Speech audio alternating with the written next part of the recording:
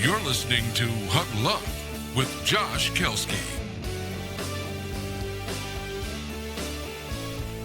Welcome, everybody, to our new weekly series here on Huddle Up. This week in Florida sports, a lot happened this week. We're going to go over the Miami Dolphins, the Florida Gators, both basketball and football. Same goes for the University of Miami.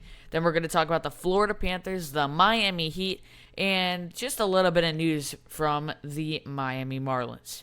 Let's start with the Dolphins. They just beat the New York Jets for their first win of the season. Are the Dolphins still tanking? Good question. The answer, I'm not too sure about. I think that if the Dolphins are going to win 2 games and they're going to try to win 2 games this season, they're both going to be against the Jets. They're rivals. 2 teams hate each other. Now, don't get me wrong, this wasn't an impressive win by any stretch. Wasn't impressive at all because the Jets are awful, and that's coming from a Jets fan. But the Dolphins, if they are tanking, they're going for one player, or at least the fan base is, and that's Tua, Alabama's quarterback. Now, this is what I bring up with everybody that I talk to about the Dolphins. What if Tua isn't an all-star NFL quarterback? What if he is not the greatest? What if he's a Tim Tebow, who was the best college football quarterback of all time, wind up being the worst NFL quarterback? And now look at him. He's playing baseball. He was a flop. He was the best college football quarterback. And right now in the league, you could argue that Tua is the best quarterback. What if he's not good? What if they're putting all their money on the line, their entire season on the line for Tua? What happens if he's a flop? I guess only time will tell, but good for you, Dolphins. Good for you, Flores. I wasn't rooting for you because it's Jets, Jets all the way. But it was nice to see a smile on his face. Nice to see him happy. They dumped Gatorade on him. Let the Dolphins celebrate this win. Don't worry about what the rest of the season has for them. But 1-7 is nothing to celebrate about. And I don't give the Dolphins a lot of credit, but good job today. You earned it. Congratulations. Let's move on to the Florida Gators. They lost to Georgia yesterday, 24-17. For those of you who don't follow the Gators, they had to win this game if they were going to go to the SEC Championship. And if you go to the SEC Championship, whoever wins that game goes to the college football playoffs. It's pretty much automatic. And now, the Gators lost to Georgia. It's a huge rivalry game. They play in Jacksonville. They don't even play in Gainesville or Atlanta. They play in Jacksonville. It's a neutral site. 2 teams that hate each other fighting for who's going to go to the SEC Championship. So Florida's playoff hopes are gone. The only way that they make it to the SEC Championship is if Georgia loses the rest of their SEC games and Florida wins out. Georgia plays Missouri, Auburn, and Texas A&M. Those are the last 3 SEC teams that they play. The odds that they lose even one of those are very slim. They should easily steamroll Missouri and Texas A&M. Auburn will be a good game. Auburn is in the top 15. It is very unlikely that Georgia will lose any of the games. So, Gators football, they're going to get a great bowl game. They're still a really good team. But was this game fair? Absolutely not. It was a 1-touchdown game at the final, at the end of the game. Let's go back to the first half, where Georgia scored their first touchdown. You can check on my Twitter feed if you want to see the video proof of this. Georgia had a 3rd down. Florida's 3rd down defense was terrible, by the way. Georgia had a 3rd down. They threw it. The ball bounced not once, but twice, and after official review, it was ruled a catch. Georgia wound up scoring on that drive. A touchdown. That's the touchdown differential. Go on my Twitter feed if you want to check that out. I don't know what the SEC referees were thinking. And Florida paid the cost. That's really it. It should have been a 17-17 game. It should have been a close game at least. It still was a pretty close game, but not the way Florida wanted it. And you saw a lot of memes from Dan Mullen last night. He was every emotion that we felt when we were watching the game. Smile.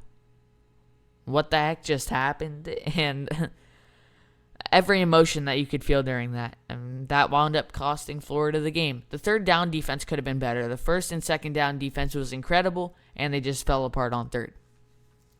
Now, an exciting news for the Florida Gators is that their men's basketball team starts on Tuesday. The 6th-ranked Gators are projected to be the number 1 seed when March Madness starts. Let's see if they live up to those expectations. Many people are saying that this is the Gators' year to win the national championship. If it's not in football, it's in basketball.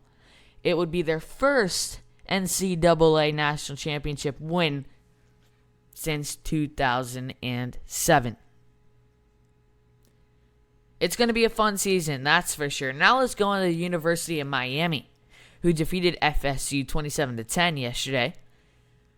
They're trying to make a bowl game. They have to win one more game because they're only 5-4. You need 6 wins to make it to a bowl game.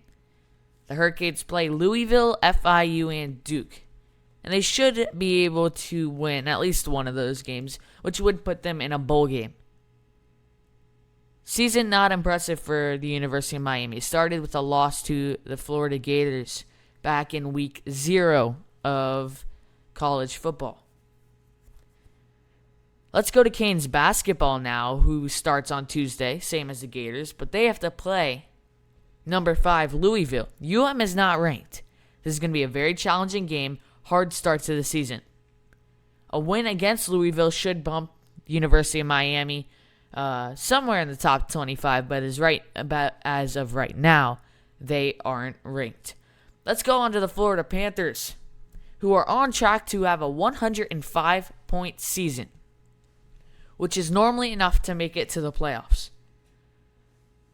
On SportingNews.com, 11 out of their 12 writers predict that the Florida Panthers will go to the Stanley Cup playoffs this year. Jonathan Huberdeau has 4 goals in 2 games and has 9 goals and 9 assists on this season. He looks more confident than I've ever seen him, and he's been on the Panthers for a long time. I don't know if it's the new mustache. I don't know what's going on, but he is looking like dynamite right now. And then you go to the captain, Alexander Barkov, who has 15 points already this season, tying Brad Marchand for 3rd most points in the NHL right now. He's gotten almost all of his points on assists, which shows you that he's a team player. He has 13 assists and 2 goals on the season. 13 assists. What a start to the season from 2 forwards on this Panthers team. This season has been a tough start for the Panthers, yet they look incredible. They have had the hardest schedule out of any team in the NHL, and they're 7-3-4. They have the 3rd spot in the Atlantic right now for the playoffs. If they were to end the season right now, they would be in the playoffs. On top of playing all these best teams, 9 of their first 14 games have been on the road. And their record is still 7-3-4. In 11 of their first 14 games, they have points. They only lost 3 games in regulation. Great start for the Cats. Let's see what they can do later down on the road. Now let's go to the Heat. Heat basketball. They're off to a terrific start. They're 4-1 to start this year. They're the second best team in the East, right behind the Philadelphia 76ers, who aren't much better than the Heat. They only have one more win and one fewer loss. Those two teams will play each other on November 23rd, later this month. Tyler Hero is a rising star in the NBA. He came out of Kentucky. The Heat picked him up, and they are looking to make a playoff run this year, as they were only a few games short last season from making the playoffs. They have the keys there. They've got Jimmy Butler on top of Tyler Hero. This is going to be the Heat season. They deserve it. It's still early. Let's see if they can keep it up. Lastly, on this first episode of our new series this week in Florida sports, the Miami Marlins had one piece of news. Sad news. Starlin Castro has been bought out by the team, which means that he is a free agent. Starlin Castro, the heart, or one of the hearts of this team. Because this team has multiple hearts. They're all so emotional. You should have seen the last game if you didn't. Everyone in tears. Martin Prado, Starlin Castro. And they all have this strong relationship. So it's going to be sad to see him go. The only way that he would wind up staying on the Marlins is if he signed to a lesser contract, a contract less than what he had last season and the seasons before. I'd like to see him on the team again. It's going to be sad for him not to be on the team next year. Hopefully he stays if the Marlins do offer him a new contract. That is not a guarantee. But for now, it's November 3rd.